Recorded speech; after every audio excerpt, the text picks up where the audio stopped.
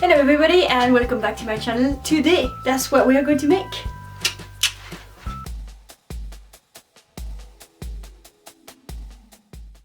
Alright guys, so that's what we are going to make today. A ninja turtle hoodie with a detachable mask. So you can wear the hoodie just like this as well. I know it's not very practical with a shell attached to it, but I don't know, maybe you're quirky enough to wear it, so why not? I would. I'm thinking of making a backpack for this shell design because I like to reuse patterns to make different stuff. So if you're interested in seeing a DIY on the shell design just for a backpack, just let me know because I think it would look really cool as a backpack. For the pattern, I will have it available in a few days as a video because I think it's a bit difficult to have a diagram, just a diagram, and then you have to size it up or down depending for the person, the size of the person you're going to make it for. Because imagine this size on a 4-year-old. Yeah, that would be quite cool though, but yeah, it would be a bit big I think. So I'm going to have it uploaded in the next few days just because I'm still editing it and yeah, it always takes a bit of time. So I hope you're going to enjoy the video and see you later. So first we're going to start with the shell, and you're going to take your 2 shell pieces and you're going to fuse them with a medium to heavy fusing. It's going to help it keeping its shape and have more body. Next you're going to put them right sides together and sew them alongside the edge that has the softer curve with a stretch stitch and a centimeter seam allowance. So when it's sewn together, we are going to relieve some bulk by cutting some slits alongside this seam allowance. Make sure that you won't cut through your sewing line, otherwise eventually everything will open up and yeah, you don't want that. So next you can turn your shell right side out and we are going to draw on the shell design that turtles have. And for that I took a picture from a Ninja Turtle figurine I found in a pet store, but you can find easily pictures of turtle shell online. And you could be as precise as you want, or you can just freehand everything just as I did. It doesn't look perfect, but that doesn't really bother me because in real life anyway, it never really looked too symmetrical or perfect, so I kind of like that type of design. You need a piece of wadding that is big enough to cover the inside of your shell, and I'm just going to smooth everything out inside and pin everything in place. I'm going to use a lot of pin because I want to keep everything in place and smooth, and just don't pin through your sewing line all the lines that you drew because we're going to sew them. Next you can cut the excess all around the shell, so it's going to be a lot easier to handle. And then you need to sew over the lines that you drew for your shell design. It's just going to give a bit more texture to it, and the effect will depend on how thick your wadding is.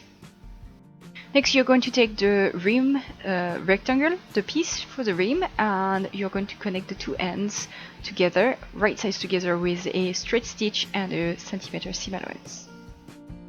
So next you can fold your rim piece in half lengthwise and to connect them together, and you're going to connect them wrong sides together. So basically we're going to make a tube that is half the size lengthwise. You're going to need to leave a few gaps open alongside the whole tube because we need to stuff it, and because it's so much fabric going around, it's going to be too difficult to stuff it with just one gap. So it's going to make it a lot easier.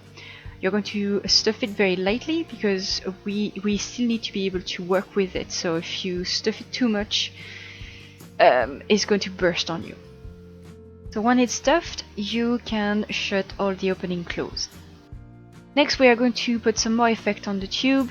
Just because turtle shells are not perfect all around, I just sewn some random triangles and lines just to give it more texture.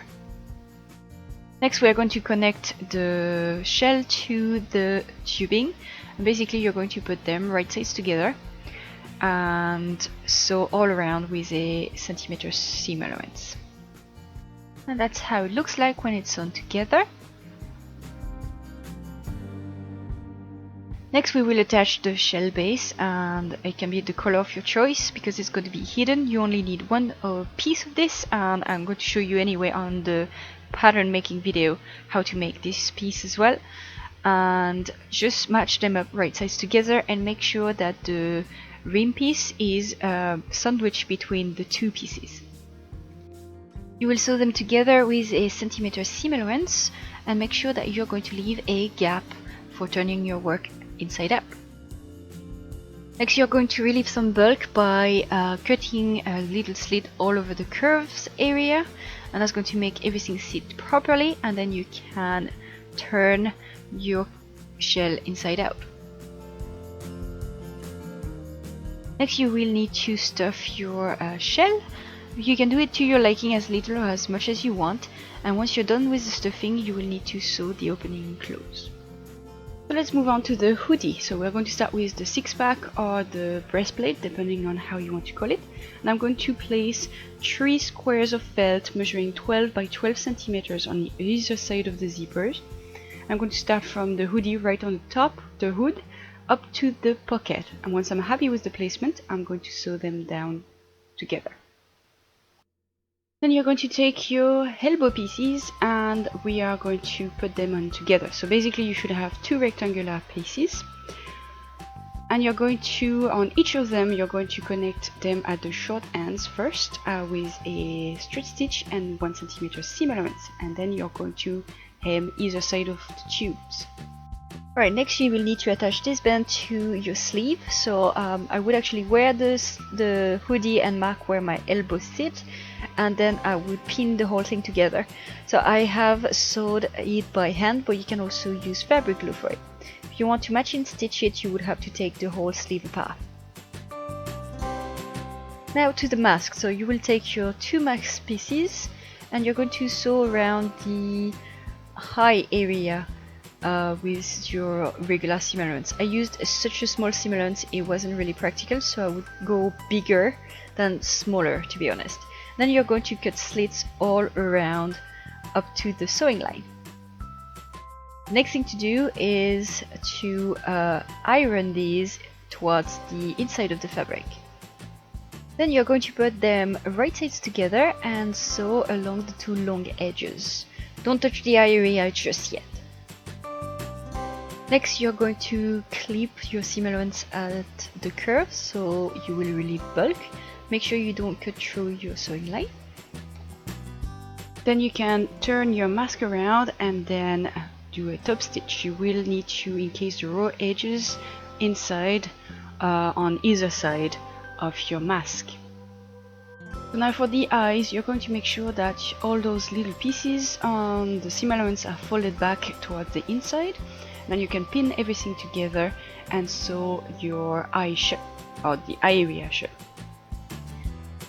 If it doesn't work because the seam allowance is too small for you, as it was for me, you can just zigzag everything and then cut all the excess fabric.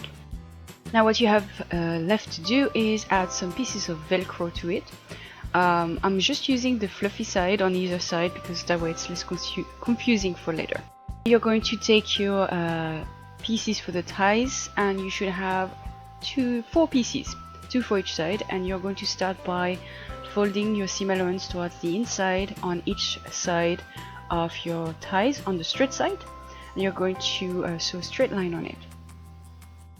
Once you're done, you're going to add some velcro to each ends. So for each matching tie piece you need 1 fluffy piece and 1 scratchy bit, and then we are going to put the ties together. So make sure you have a matching pair of velcro when you do this, and you're going to put it right sides together and sew all around with a straight stitch and a centimeter seam allowance.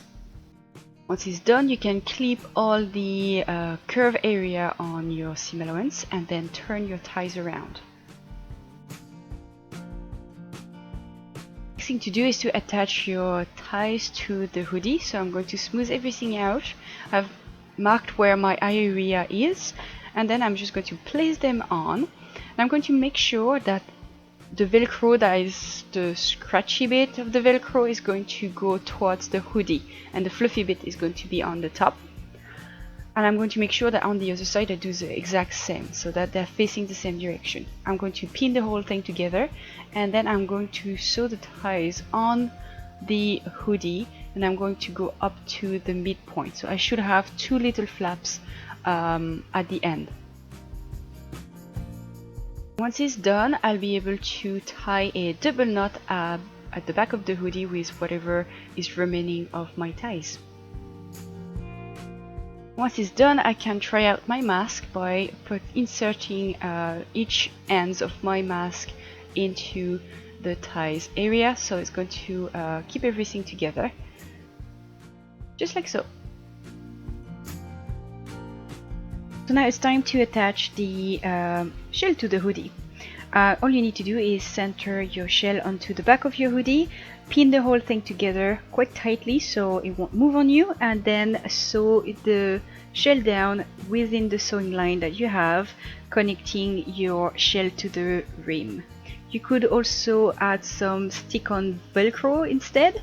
It didn't really work for me, but it might for you. So now you can make the belt. So for that, you're going to take your belt piece and you're going to take it, fold it lengthwise, right sides together, and pin it in place.